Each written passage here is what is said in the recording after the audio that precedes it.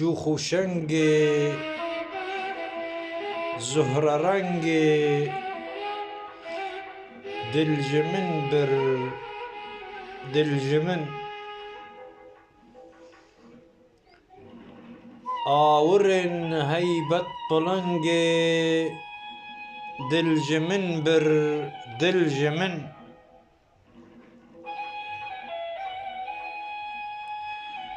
و شپالی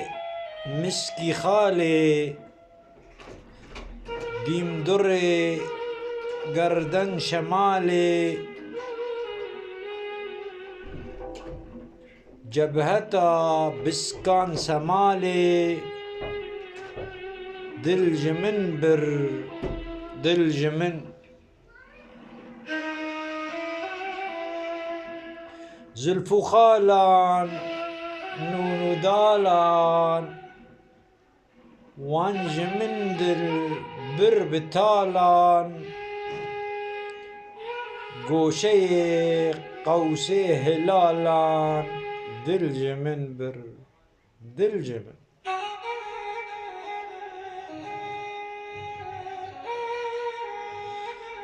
دیم ندیر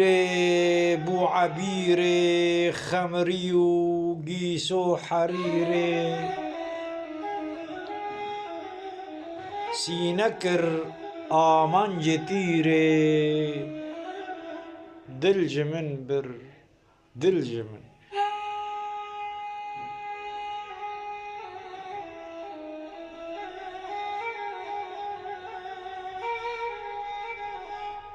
سرشیرین نازنین کشتم و ناکت یقینه و بچنگا لا ابینه دلجمن بر دلجمن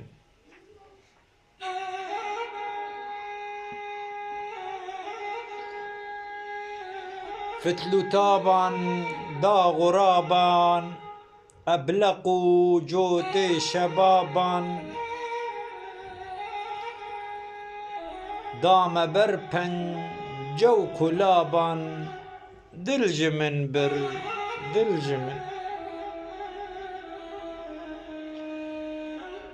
خوش خرامی از غلام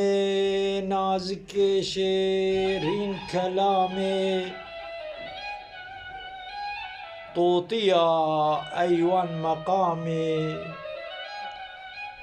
دلجمن بر دلجمن